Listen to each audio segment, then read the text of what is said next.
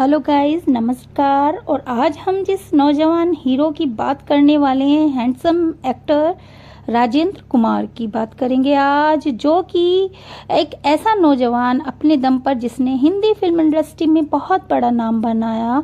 एक ऐसा नौजवान जिसने पिता की महंगी दी हुई घड़ी को सिर्फ 65 रुपए में बेच लिया, क्योंकि वो अपना किस्मत बदलना चाहते थे। और हौसला इतना था कि जिस घर को लोग बाग कहते थे कि ये भूतिया घर है और कोई दूसरा खरीद नहीं रहा था, और उन्होंने उसे खरीदा और फिर बन गए जुबली कुमार। तो जी हाँ, आज हम बात करेंगे राजेंद्र कुमार जी के बारे में। और कब हुए, तो उनका जन्म कहाँ का है बता दे गाइस। 20 जुलाई 1927 को सियालकोट के संकटरा गांव में पैदा हुए थे राजेंद्र कुमार। ये वो दौर था जब भारत का बंटवारा नहीं हुआ था और सियालकोट देश का एक बेहद समृद्ध इलाका माना जाता था। राजेंद्र कुमार का पूरा नाम राजेंद्र कुमार तुली, और इनके दादाजी एक बड़े मिलिट्री कॉन्ट्रैक्टर थे। इनके पिता की कुछ टेक्सटाइल मिल्स थी जो सियालकोट और आसपास के इलाके में मौजूद थी। गांव में सबसे शानदार घर इन्हीं का था, यानी कि बहुत संपन्न परिवार से वो बिलोंग करते थे। एक 6 मंजिला मकान में 42 कमरे थे और उस मकान में राजेंद्र कुमार साहब का पूरा परिवार एक साथ रहा करता था। राजेंद्र कुमार पढ़ने लिखने में बहुत होशियार थे गाइस। राजेंद्र ने ग्रेजुएशन पूरी की थी कि इसी बीच देश का बंटवारा हो गया और इनका हरा भरा घर, समृद्ध परिवार अपने घर और कारोबार को छोड़कर भारत आने के लिए मजबूर हो गया। गाइस, सभी लोग जानते हैं कि उस समय कितने परिवार ऐसे छिन्न भिन्न हुए थे और राजा से रंग बन गए थे लोग। तो इनकी कहानी परिवार के साथ जैसे तैसे राजेंद्र कुमार दिल्ली पहुंचे और कुछ महीनों के संघर्ष के बाद जब दिल्ली में इनका परिवार स्टैब्लिश होने लगा, तो राजेंद्र कुमार ने अपनी पढ़ाई फिर से स्टार्ट कर दी और आखिरकार इन्होंने अपनी पीएचडी कंप्लीट कर ली गाइस। और इस प्रकार ये डॉक्टर राजेंद्र कुमार तुली हो गए। तो कैसे फिल्मों में इनका आगमन हुआ। राजेंद्र कुमार जब छोटे थे तभी उन्हें फिल्मों का चस्का लग गया था गाइस, और वो फिल्मों का चस्का जो लगा वो जुनून में बदल गया। और इन्हें मालूम ही नहीं था आज़ादी मिलने से पहले लाहौर शहर में फिल्म इंडस्ट्री कि बड़े होकर वो भी लाहौर जाएंगे, फिल्मों में काम करेंगे। उनका ये सपना पूरा होता उससे पहले ही देश का बंटवारा हो गया और राजेंद्र कुमार का लाहौर में हीरो बनने का ख्वाब टूट गया गाइस। लेकिन 1947 के बाद मुंबई यानी बॉम्बे भारत में फिल्म निर्माण का सबसे बड़ा केंद्र बनकर सामने आया गाइस। और इनकी कहानी, इनके पिता ने घड़ी गिफ्ट दी थी उनको और उन्होंने क्या किया उसका देखिए। राजेंद्र कुमार के लिए बॉम्बे अब सपनों का शहर बन चुका था। वो किसी भी तरह बॉम्बे पहुंचकर फिल्मों में काम करना चाहते थे गाइस और उतावले हो रहे थे। हालांकि शुरू में उन्हें नहीं मालूम था कि वो फिल्मों में हीरो बनेंगे या फिर कोई कैरेक्टर आर्टिस्ट बनेंगे। फिल्मों में काम करने की अपनी चाहत को लिए एक दिन ये अपने पिता के द्वारा दी गई घड़ी को बेचकर मुंबई के लिए रवाना हो गए। वो घड़ी जो इनके पिता ने इतने प्यार से इन्हें दी थी और काफी महंगी घड़ी थी गाइस वो, लेकिन मुंबई जाने के लिए राजेंद्र कुमार ने उसकी बलि चढ़ा दी और सिर्फ 63 रुपए में घड़ी को बेच दिया। 63 या 65 गाइस। पिता की दी हुई वो घड़ी बेचना इन्हें अच्छा तो नहीं लग रहा था, लेकिन इन्हें भरोसा था कि इस घड़ी को बेचकर ही ये अपना वक्त बदल सकेंगे। 63 रुपए में से 13 रुपए का इन्होंने दिल्ली मुंबई फ्रंटियर मेल का टिकट खरीदा और बचे हुए 50 रुपए से मुंबई में इन्हें अपनी किस्मत बदलनी थी गाइस, और ये तय कर चुके थे।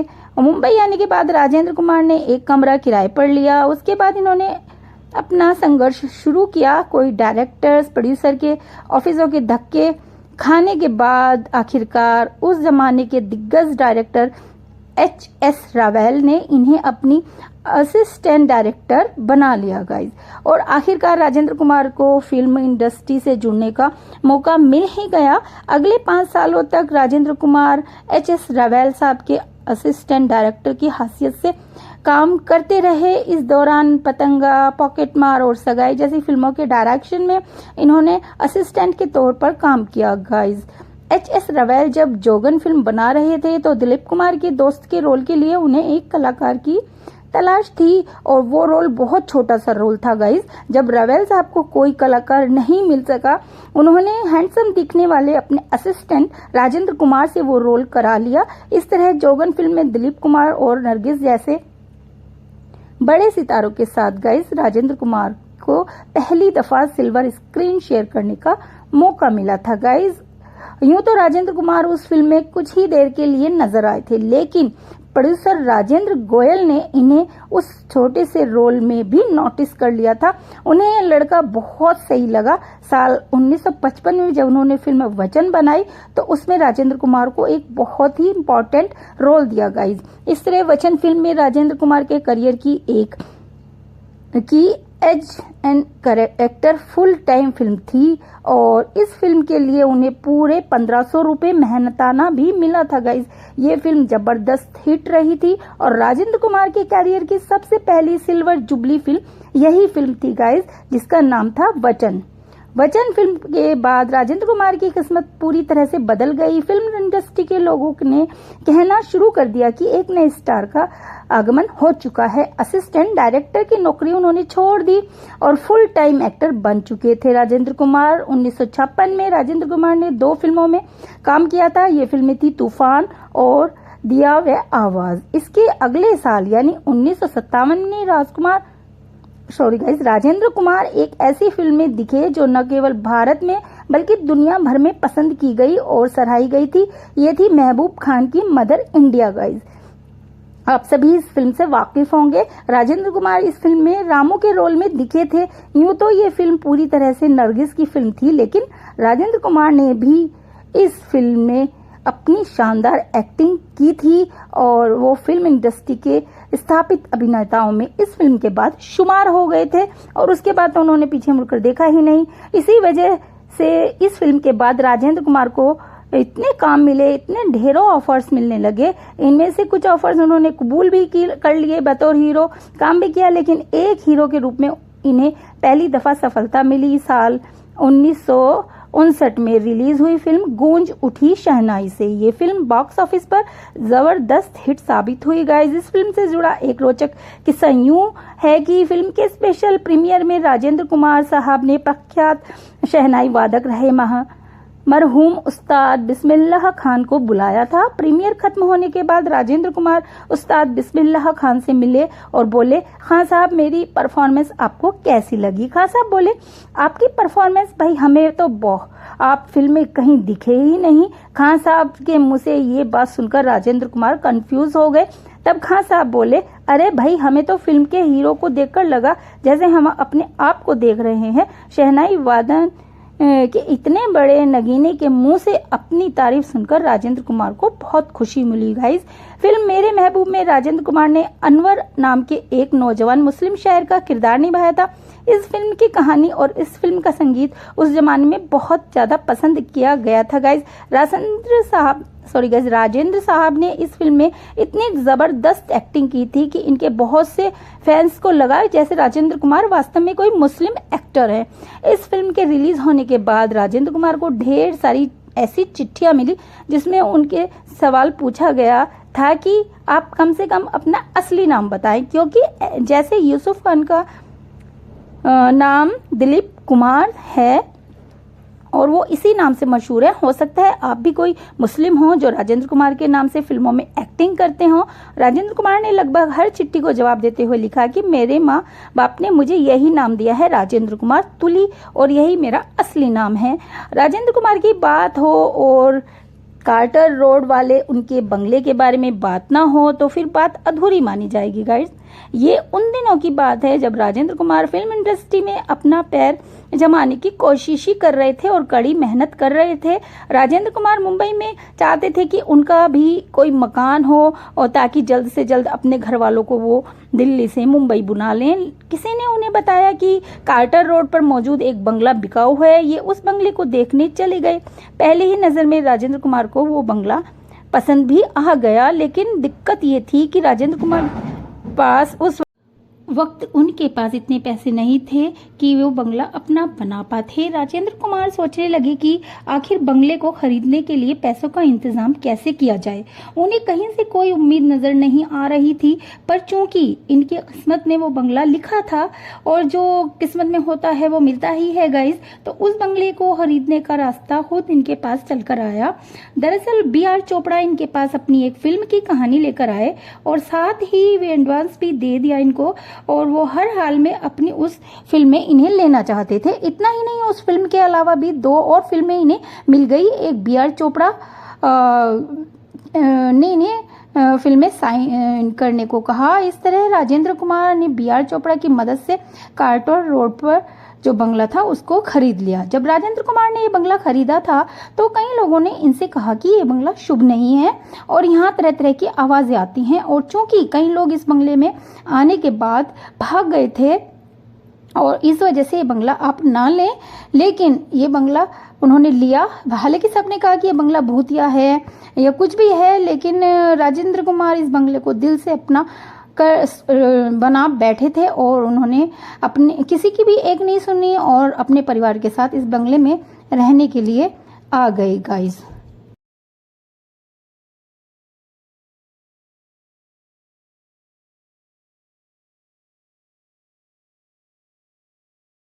और आए गाइस, इस बंगले में आने के बाद राजेंद्र कुमार की तो जाने किस्मत में ही पलट गई और राजेंद्र कुमार की फिल्में सुपरहिट होने लगी गाइस। उनकी हर दूसरी फिल्म सिल्वर जुबली होने लगी और आलम यह था कि मुंबई के 7 सिनेमाघरों में एक ही समय पर उनकी 7 अलग अलग फिल्में लगी हुई थी। इनमें से ज्यादातर सिल्वर जुबली थी। यही वजह है कि राजेंद्र कुमार को जुबली कुमार भी कहा जाता है। देखते ही देखते राजेंद्र कुमार उस जमाने के बॉलीवुड के सबसे अमीर स्टार्स में से एक बन गए गाइस। राजेंद्र कुमार की कहानी में जो राज कपूर का जिक्र होना भी लाजमी है गाइस, और इन दोनों सितारों की बात हो तो फिल्म संगम की बात करना बहुत जरूरी हो जाता है। साल 1964 में रिलीज हुई इस फिल्म के डायरेक्टर और प्रोड्यूसर राज कपूर ही थे गाइस। पहले राज कपूर इस फिल्म में दिलीप कुमार को लेना चाहते थे, लेकिन दिलीप कुमार के इनकार करने के बाद राज कपूर ने अपने जिगरी दोस्त राजेंद्र कुमार को इस फिल्म में ले लिया। राज कपूर और राजेंद्र कुमार दोनों बहुत ही गहरे दोस्त थे। राज कपूर कहते थे फिल्म इंडस्ट्री में राजेंद्र कुमार के अलावा उनका कोई दोस्त नहीं है। यही बात राजेंद्र कुमार भी कहते थे। दोनों साथ साथ खाते पीते थे और हर रोज मिला करते थे। अगर किसी दिन मुलाकात नहीं होती थी तो टेलीफोन पर बात जरूर होती थी। दोनों अपने बच्चों की शादी के बारे में भी सोच रहे थे, लेकिन ऐसा हो ना सका। जब राज कपूर दुनिया छोड़कर चले गए तो राजेंद्र कुमार ने ऐलान कर दिया कि अपने दोस्त के बिना वो किसी भी पार्टी में नहीं जाएंगे। संगम फिल्म का गीत दोस्त दोस्त ना रहा जब शूट हो रहा था तो राजेंद्र कुमार को ये गीत पसंद नहीं आया। उन्होंने कहा राज कपूर से कहा कि फिल्म में इस गीत की कोई जरूरत नहीं है। दोस्त अपनी दोस्ती निभा रहा है और प्यार भी, कोई दगा नहीं कर रहा है, तो इस गाने का कोई मतलब नहीं। तब राज कपूर ने कहा कि वो इस गीत को फिल्म में बहुत अलग तरीके से पेश करेंगे। राज कपूर ने वो गाना शूट किया, पर चूंकि राजेंद्र कुमार की कई बात उनके दिमाग में घर कर चुकी थी तो उन्होंने इस गाने में राजेंद्र कुमार और वैजयंती माला के क्लॉज शॉट्स लगाए, खुद को बहुत कम दिखाया गाइस। फिल्म रिलीज हुई तो ये गाना भी बहुत पसंद किया गया। इस गाने के आखिर में एक डायलॉग आता है कि आपको ये जानकर हैरानी होगी कि पहले ये डायलॉग फिल्म में था ही नहीं, पर गाने की शूटिंग खत्म होने के बाद राजेंद्र कुमार ने ऑन द स्पॉट ये डायलॉग बोला था। डायलॉग था, सुंदर जो गीतकार पर गुजरी उसने अपने गीत में कह दिया, मगर दोस्त कुछ लोग ऐसे होते हैं जिन पर गुजरती तो है मगर वो चुप रहते हैं, कुछ कह नहीं सकते। राज कपूर को राजेंद्र कुमार का अचानक और अपने मन से बोला गया डायलॉग इतना पसंद आया कि उन्होंने ये पूरा डायलॉग फिल्म में इस्तेमाल किया। कुछ ऐसी दोस्ती थी राज कपूर और साहब और राजेंद्र कुमार साहब की। राजेंद्र कुमार के करियर की सबसे यादगार फिल्मों में से एक फिल्म थी कानून। ये एक ऐसी फिल्म थी जिसमें ना तो कोई गाना था और ना ही किसी तरह का रोमांस था। ये 2.5 घंटे का एक कोर्ट रूम डायलॉग था, ड्रामा था गाइस, जिसने दर्शकों को बैठाकर रखना डायरेक्टर के लिए एक बहुत बड़ी चुनौती थी। B.R. चोपड़ा ये कारनामा कर दिखाने में कामयाब रहे और कहने की जरूरत नहीं है कि दादा मुनि अशोक कुमार और राजेंद्र कुमार की जबरदस्त एक्टिंग की बदौलत ही B.R. चोपड़ा ऐसा कर पाए गाइस। आपको बता दें गाइस कि जस्टिस सांखला नाम के एक जज ने ये फिल्म देखी तो उन्होंने कहा था कि अपने 40 साल के तजुर्बे में उन्होंने अशोक कुमार जैसा जज और राजेंद्र कुमार जैसा वकील नहीं देखा। फिल्म से जुड़ा एक और रोचक किस्सा यूं है कि जब मुंबई के मिनरावा थिएटर हॉल से राजेंद्र कुमार बी.आर. चोपड़ा के साथ फिल्म का प्रीमियर खत्म होने के बाद बाहर निकल रहे थे तो एक गरीब आदमी दौड़ता हुआ आया और राजेंद्र कुमार के पैरों में आकर गिर गया। वो आदमी इनसे बोला, साहब मेरा बेटा बेकसूर है, उसने कोई गुनाह नहीं किया है, मैं बहुत गरीब हूँ, उसे बचा लीजिए, आप ही इकलौते ऐसे वकील हैं जो उसे बचा सकते हैं। राजेंद्र कुमार ने इस आदमी को समझाने की कोशिश की कि मैंने तो उस फिल्म में सिर्फ एक रोल किया है वकील का, मैं सच में कोई वकील नहीं हूँ। वो आदमी मानने को तैयार ही नहीं था। जैसे तैसे उसे समझाया गया। इस घटना के अंदाजा लगा सकते हैं गाइस आप कि उस समय क्या आलम था राजेंद्र कुमार की एक्टिंग का। और गाइज वो अपने किरदार में कुछ इस कदर उतर जाया करते थे कि लोग उन्हें असलियत में वही समझने लगे थे जो किरदार वो फिल्म में जीते थे। गाइज राजेंद्र कुमार की फिल्म आरजू से भी एक बड़ी ही दिलचस्प कहानी जुड़ी है। इस फिल्म के डायरेक्टर प्रोड्यूसर रामानंद सागर थे और फिल्म में राजेंद्र कुमार की हीरोइन साधना थी। फिल्म में राजेंद्र कुमार ने एक अपाहिज का रोल किया था। एक दिन रामानंद सागर के ऑफिस में एक पुणे से एक लड़का पहुंचा। वो लड़का बैसाखी के सहारे चलकर आया था। उस लड़के ने रामानंद सागर जी से गुजारिश की कि उसे राजेंद्र कुमार से मिलना है। रामानंद सागर को जब उस लड़के की पूरी कहानी पता चली तो उन्होंने राजेंद्र कुमार को फोन किया और बोले, भाई राजेंद्र, पूना से एक लड़का खास तुमसे मिलने आया है, तुम फौरन मेरे ऑफिस चले आओ। रामानंद सागर की बात सुनकर राजेंद्र कुमार उनके ऑफिस पहुंचे। उन्होंने देखा कि बैसाखी लिए एक अपाहिज लड़का कुर्सी पर बैठा है और उसके हाथों में फूलों का एक बहुत ही बड़ा गुलदस्ता है और हार भी उसने ले रखा है। जैसे उस लड़के ने राजेंद्र कुमार को देखा तो उसने वो हार उनके गले में डाल दिया। वो लड़का राजेंद्र कुमार के गले लग गया और रोते हुए अपनी कहानी बताने लगा। वो लड़का बोला, सर एक एक्सीडेंट में मेरी टांग कट गई थी, मैं जितना जीवन से निराश हो गया था कि मुझे जीने की कोई इच्छा ही नहीं थी, आत्महत्या करने ही वाला था, तभी मुझे किसी ने आपकी फिल्म आरजू दिखाई। उस फिल्म में आप अपाहिज वाला किरदार देखने के बाद मुझे एहसास हुआ कि जिंदगी कितनी खूबसूरत है और आत्महत्या करना कितना खराब। वो फिल्म देखने के बाद मैंने आत्महत्या का इरादा छोड़ दिया, खुद को जिंदगी की तरफ मोड़ लिया। आपकी वजह से मेरा जीवन बचा है, आप मेरे भगवान हैं। उस लड़के की कहानी सुनकर राजेंद्र कुमार की आंखों में भी आंसू आ गए थे। राजेंद्र कुमार उस लड़के से बोले, मैंने तो बस एक्टिंग की थी, असली हीरो तो तुम हो मेरे दोस्त। जी हाँ, इतनी शानदार शख्सियत के मालिक थे राजेंद्र कुमार। राजेंद्र कुमार की चर्चित फिल्मों से एक फिल्म सूरज भी थी। इस फिल्म के डायरेक्टर एक एस कृष्णामूर्ति उनके दोस्त हुआ करते थे। एक दिन उन्होंने राजेंद्र कुमार से कहा कि मैं आपके साथ एक फिल्म बनाना चाहता हूँ, बताइए किस तरह की रोमांटिक कहानी पर फिल्म बनाई जाए। इस पर राजेंद्र कुमार ने उनसे कहा, रोमांटिक छोड़िए, आप तलवारबाजी पर ही फिल्म बनाइए। ये सुनकर उस एस कृष्णामूर्ति बोले कि आप क्या मेरा मजाक उड़ा रहे हैं। तब राजेंद्र कुमार ने उनसे कहा कि अगर आप फिल्म से ढेर सारा पैसा कमाना चाहते हैं तो आपको मेरी बात माननी होगी। जैसे तैसे एस कृष्णा कुमार मूर्ति ने राजेंद्र कुमार की बात मान ली और सूरज फिल्म बनाई गई। फिल्म इतनी कामयाब हुई कि एस कृष्णा मूर्ति पर दौलत की बरसात हो गई। बाद में फिर कभी राजेंद्र कुमार ने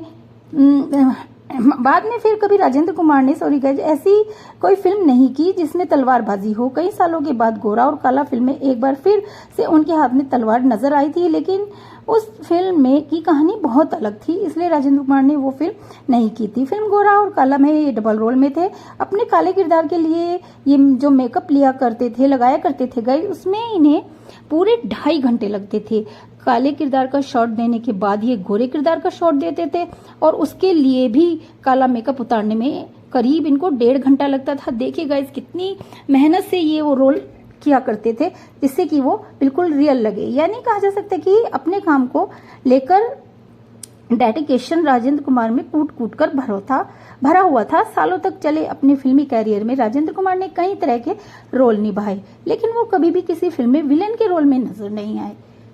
अब गाइज आपको बता दें कि जब उनका करियर ढलान पर आने लगा तब एक बेहद शानदार कैरियर के बाद 70 के दशक के शुरुआती सालों में राजेंद्र कुमार का करियर अपने ढलान की तरफ बढ़ने लगा। दरअसल ये वो दौर था जब सिनेमा के शौकीनों पर राजेश खन्ना नाम के नए लड़के का जादू चढ़ने लगा था। वक्त की चाल को समझते हुए राजेंद्र कुमार हीरो के बजाय सपोर्टिंग रोल्स करने लगे, लेकिन हालात कुछ ऐसे बने कि राजेंद्र कुमार की अधिक आर्थिक स्थिति बिगड़ने लगी। उन्हें अपना बंगला तक बेचना पड़ा जिसे कि उन्होंने इतनी अरमान से खरीदा था। वही बंगला जिसे बड़े ही प्यार से उन्होंने खरीदा। और जानते हैं वो बंगला कितना कितना महंगा था और किसने खरीदा? उस जमाने के उभरते हुए सितारे राजेश खन्ना ने, जो कि उनकी जगह ले रहे थे उस समय।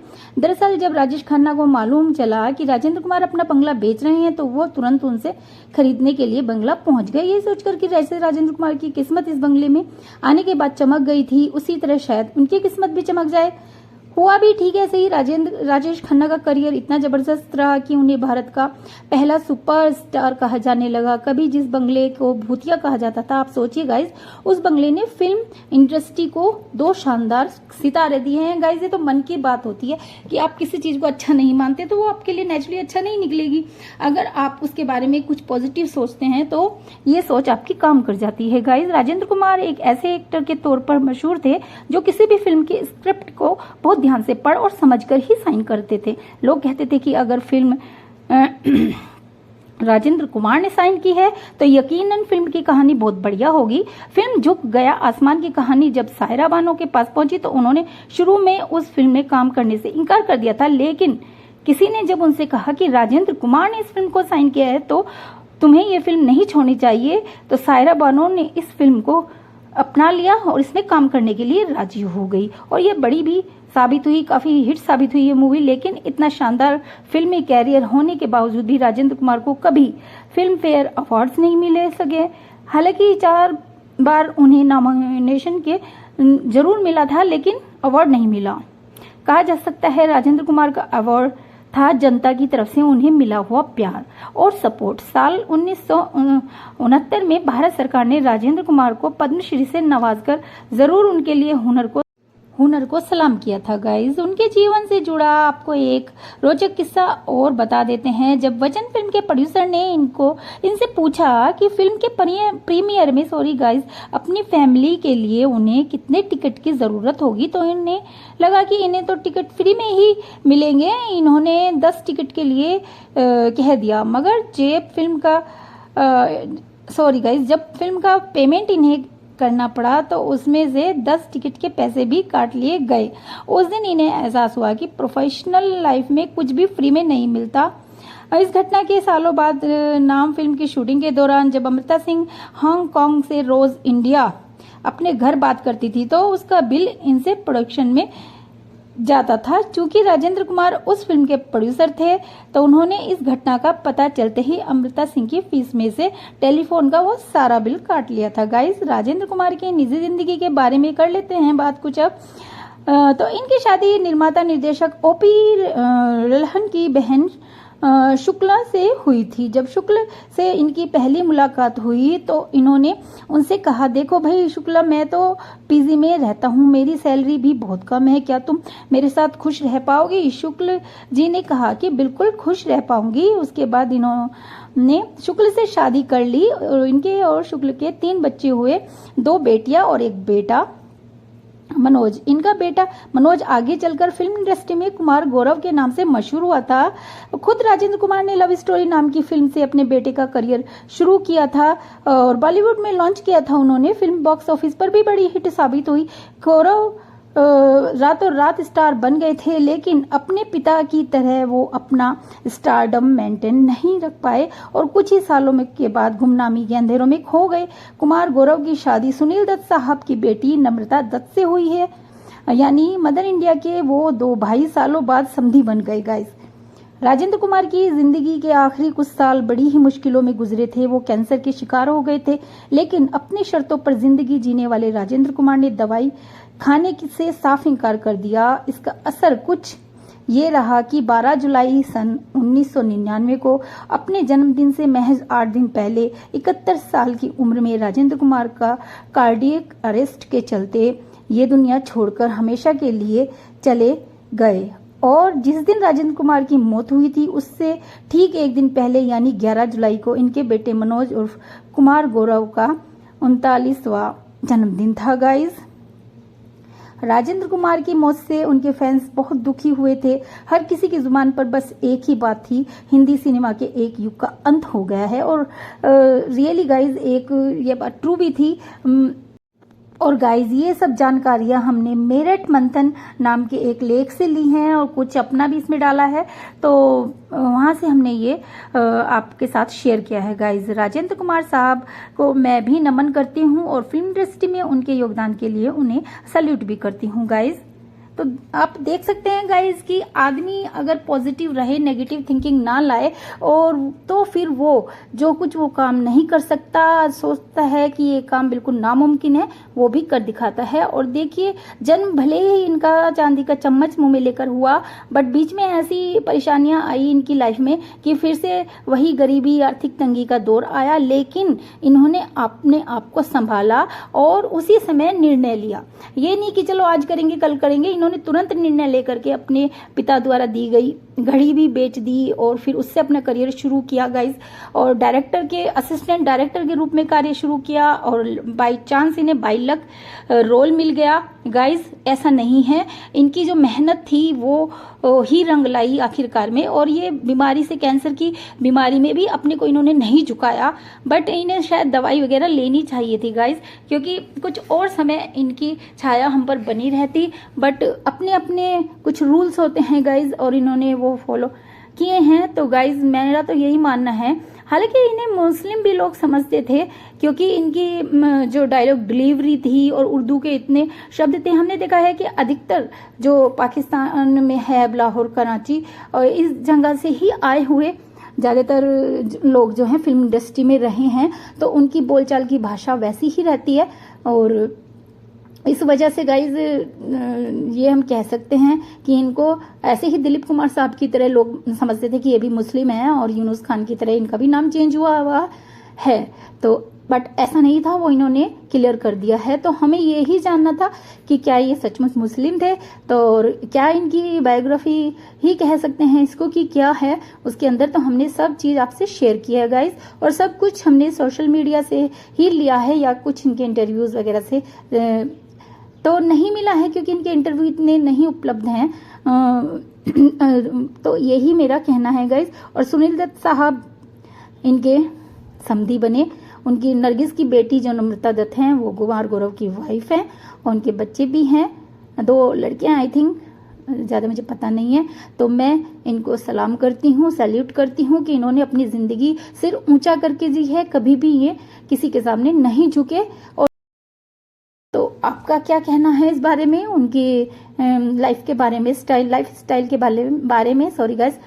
तो आप शेयर करिए, कमेंट करिए, और चैनल पर नए हैं तो चैनल को सब्सक्राइब करिए, और वीडियो अगर आपको अच्छी लगी हो तो लाइक और शेयर भी करिए गाइस। धन्यवाद।